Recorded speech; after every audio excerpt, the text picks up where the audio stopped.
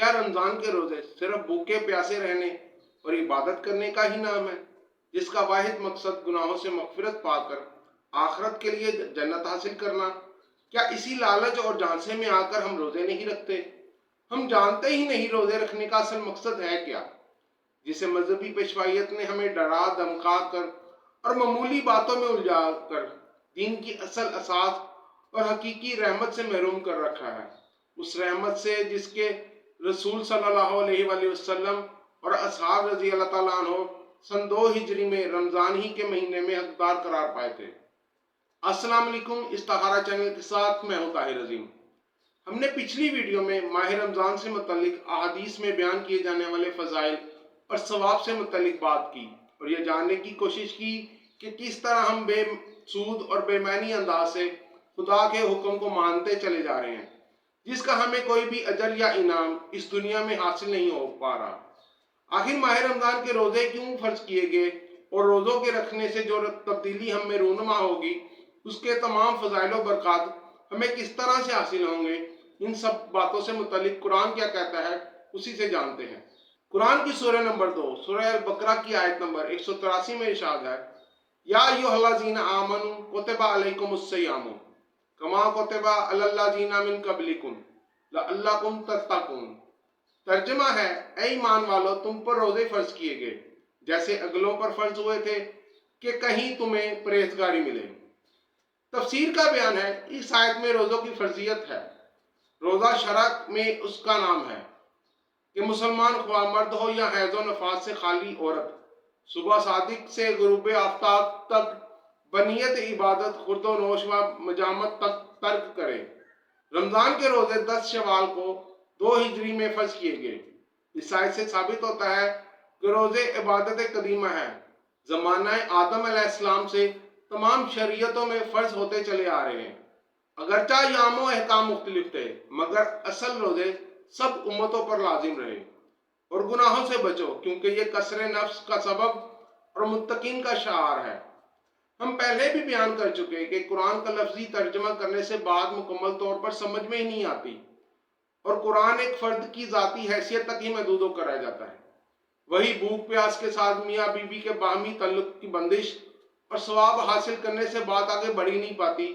جس کا نتیجہ بھی دوسرے کام کی طرح آخرت کے لیے ہی رکھ چھوڑا ہے۔ اسی ذاتی تعلق کو مستحکم کرنے کے لیے ایک اور حدیث بیان کی جاتی ہے کہ آپ صلی اللہ علیہ وآلہ وسلم نے فرمایا کہ خدا فرماتا ہے کہ روزہ میرے لیے ہے اور میں ہی اس کا اجر دوں گا۔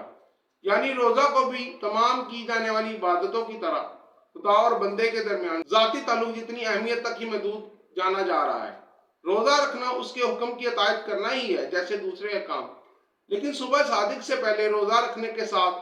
نماز کی پابندی کیے جانے اور افطاری کے وقت تک بھوکے پیاسے رہنے کا نام ہی روزہ نہیں ہے، بلکہ رمضان کا مہینہ ایک عظیم مقصد کی تیاری کے لیے ایمان والوں پر لازم قرار دیا گیا ہے، جسے سمجھ کر عمل کرنا بہت ضروری ہے، تبھی اس کے ثمرات حاصل کیے جا سکیں گے۔ روزہ رکھنا ہو یا خدا کا کوئی بھی حکم ماننا ہو، خود کو اس حکم کے پابند کرنا پڑتا ہے۔ اب سوال یہ ہے کہ کس طرح سے اپنی زندگیوں پر ان احکامات کی پابندیوں کو نافذ کرتے ہوئے معاشرے کو فلاح و نمو کا سرچشمہ اور گہوارہ بنایا جائے۔ خود پر پابندی لگانے کے 2 طریقے ہیں۔ ایک طریقہ کار تو پابندی عائد کرنے کا یہ ہے کہ ہر فرد کے لیے نگران مقرر کر دیا جائے جو اس کو قانون پر عمل کروانے کا پابند ہو، لیکن کسی بھی مملکت کے لیے چاہے وہ مسلم ہو یا غیر مسلم، ترقی یافتہ ہو یا ترقی پذیر، ایسا کرنا ممکن ہی نہیں کہ وہ ہر کسی کے لیے ایک نگران یا سپاہی مقرر کر سکے۔ فرض کریں کہ ایسا کر بھی لیا جائے، لیکن جرم کرنے سے پہلے جو سازش مجرم کے ذہن میں بن رہی ہوگی اس کے بارے میں جاننا تو کسی انسان کے لیے ممکن ہی نہیں، تاکہ جرم سرزدہ ہونے سے پہلے اس کو روکا جا سکے۔ اس نگران یا سپاہی کی مدد سے صرف اتنا ممکن ہے کہ سرزد ہونے والے جرم کے نقصان کی شدت کو کم کیا جا سکتا ہے۔ یہ بالکل نہیں کہا جا رہا کہ جرائم کی روک تھام کے لیے لا انفورسمنٹ کی ضرورت ہی نہیں، ایسا تو معاشرہ کے ان افراد کے لیے کرنا لازم ہوتا ہے جو خود کو ہر طرح کی پابندی سے آزاد خیال کرتے ہوں۔ دین اسلام میں مومن یا ایمان والا کہا ہی اسے جاتا ہے جو احکامات الہی میں عائد کی جانے والی پابندیاں اپنی ذات پر خود عائد کرے، جیسا روزہ رکھنے میں ہم کرتے ہیں۔ ہاں یہ الگ بات ہے کہ مذہبی پیشوائیت ہمیں اصل اساس اور مقصد کے حصول سے بھٹکا کر ذات الہی سے ڈرانے، دمکانے اور سچے جھوٹے خواب دکھا کر ایسا کرنے پر آمادہ کرتی ہے جس سے ہماری ذات میں کوئی بدلاؤ آ ہی نہیں پاتا۔ صبر کرنے کو ہی اگر لیا جائے تو روزے کی حالت میں ہمارے صبر کرنے کا پیمانہ لبریز ہوا ہوتا ہے، جس کا قصوروار بھی ہم روزہ ہی کو ٹھہراتے ہیں۔ سال میں ایک مرتبہ دہرائی جانے والی رمضان کی مشق سے کیا نتائج حاصل ہو سکتے ہیں، اسے جاننے کے لیے ہمیں تاریخ کے اس روشن باب کو دیکھنا ہوگا جب سن 2 ہجری میں فرض قرار دیے جانے والے 17 دن کے روزے ہی مومنین نے رکھے تھے کہ بدر کے میدان میں جنگ کرتے ہوئے 313 کی مختصر سی تعداد نے 1000 سے زائد کے لشکر پر وہ فتح حاصل کی کہ رہتی دنیا تک کے لیے یہ بات واضح ہو گئی کہ تعداد معنی نہیں رکھتی، بلکہ پختہ عزم اور اعلیٰ کردار اہمیت کا حامل ہوتا ہے۔ اور یہی وہ مومنین حقہ ہیں جو عید کی خوشیاں منانے کے اصل حقدار تھے، جبکہ ہماری عید کس طرح ہم پر ہنس رہی ہوتی ہے اس کے بارے میں لازماً ہم بات کریں گے۔ روزوں کے فرض قرار دیے جانے سے متعلق تفسیر میں یہ بیان کیا گیا ہے 2 ہجری کے اسلامی مہینہ شوال کی 10 تاریخ یعنی رمضان کا مہینہ سے قریب 20 دن پہلے روزے فرض کیے گئے تھے، یعنی خدا نے ایڈوانس میں ہی مومنین کو یہ باور کروا دیا کہ آنے والے ماہ رمضان میں روزے رکھنے ہیں، تیاری پھاڑ لو، جبکہ ایسا میری فہم کے مطابق بالکل بھی درست نہیں۔ وحی کے ذریعے نبی مکرم صلی اللہ علیہ وآلہ وسلم پر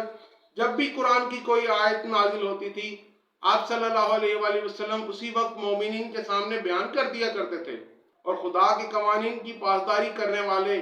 ان احکامات کو غور و فکر کے ساتھ منوعن تسلیم کرتے ہوئے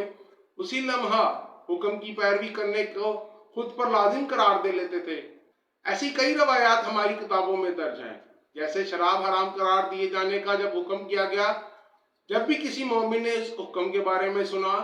اسی وقت شراب کو خود پر حرام قرار دیتے ہوئے شراب سے مٹکے توڑ دیے گئے تھے۔ اس وقت یہ تو نہیں کہا گیا تھا کہ فلاں وقت تک جتنی چاہے پی لو، اس کے بعد سے یہ حرام ہے۔ اسی طرح آیت کے اگلے الفاظ کما کتب علی الذین من قبلکم، جس کا ترجمہ کیا جاتا ہے جیسے اگلوں پر فرض ہوئے تھے، آنے والی قوم پر، وہ تو ہم ہیں۔ یقیناً لفظی ترجمہ کرنے سے بات سمجھ نہیں آ سکتی، جس طرح ہم کرتے چلے آ رہے ہیں۔ جہاں تک تفسیر کی بات ہے، بحیثیت انسان خطا ہو جانا کوئی بڑی بات نہیں، لیکن اس کا جو خمیازہ امت کی گمراہی سے ہو رہا ہے وہ تشویش کے لائق ہے۔ خدا بالکل سادہ سے الفاظ میں ہمیں یہ سمجھانا چاہ رہا ہے، تم پر روزے فرض کیے گئے ہیں جیسے پہلے کے لوگوں پر فرض کیے گئے تھے، تاکہ تم پہلوں کی طرح متقی اور پرہیزگار بن جاؤ۔ لیکن اس میں بھی تفسیر کرتے ہوئے اعتراض کیا گیا ہے کہ آج جس طرح سے روزے فرض ہیں، پہلے کے لوگوں پر اس طرح سے فرض نہیں کیے گئے تھے، اور نہ ہی انہی ایام میں جس طرح ہم پر ہیں، مگر تھے روزے ہی۔ نہ ہی اس آیت میں ایام کی بات کی جا رہی ہے کہ کن دنوں میں یا مہینوں میں فرض کیے گئے تھے، اور نہ ہی یہ کہا جا رہا ہے کہ ان پر فرض قرار دیے جانے والے روزوں میں اور تم پر فرض قرار دیے جانے والے روزوں میں کوئی فرق ہے۔ لیکن ہم نے تو تہیہ کر رکھا ہے کہ اتنی سی بات کو فقط زیب داستان کے لیے تب تک بڑھاتے چلے جاؤ جب تک اسلام سے جوڑی جانے والی ان بے معنی اور بے مقصد باتوں کو سلجھانے اور سمجھنے کے لیے دین سے بیگانہ امت کو ہماری اہمیت و بلند مرتبت کا احساس نہ ہو جائے، اور دین کی بنیاد سے بے نیاز ہو کر مسلمان اس جیسی اور بہت سی معمولی اور بے ضرر باتوں کو ایمان جان کر اسی میں الجھا رہے ہیں اور سمجھے کہ پکا سچا مسلمان ہو گیا ہوں، نہ کہ احکامات پر غور و فکر کے ساتھ عمل کرتے ہوئے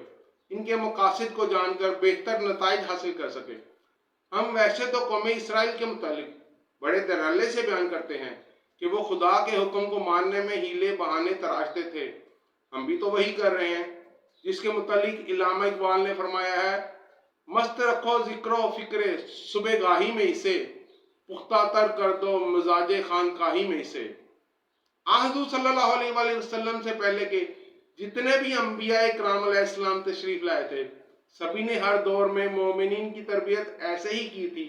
جیسے نبی آخر الزمان صلی اللہ علیہ وآلہ وسلم نے اپنے اصحاب رضی اللہ تعالیٰ عنہ کی،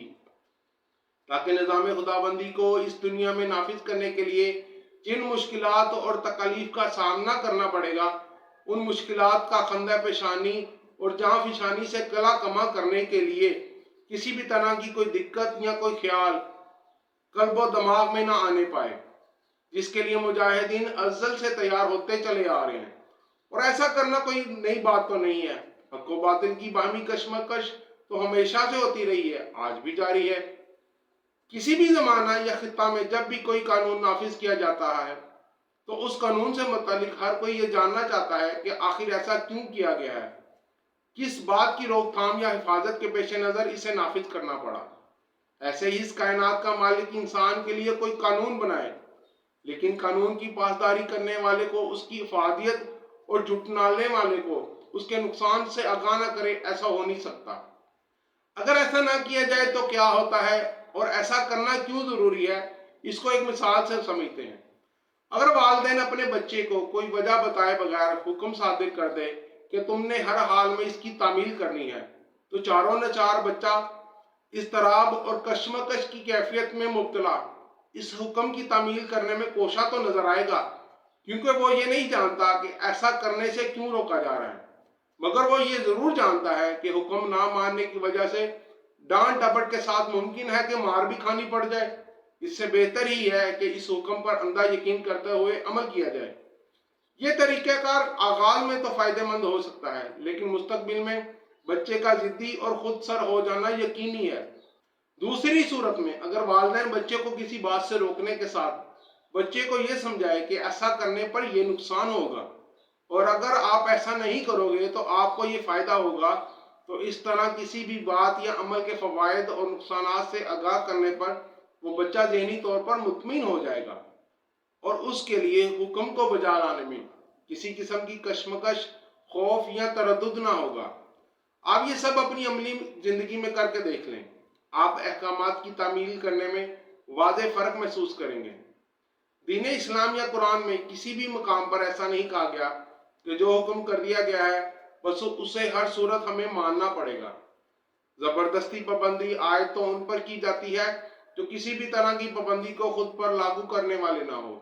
جبکہ شریف النفس ان پابندیوں اور احکامات کو بہتر جانتے ہوئے اپنے اوپر خود لازم قرار دے لیتا ہے،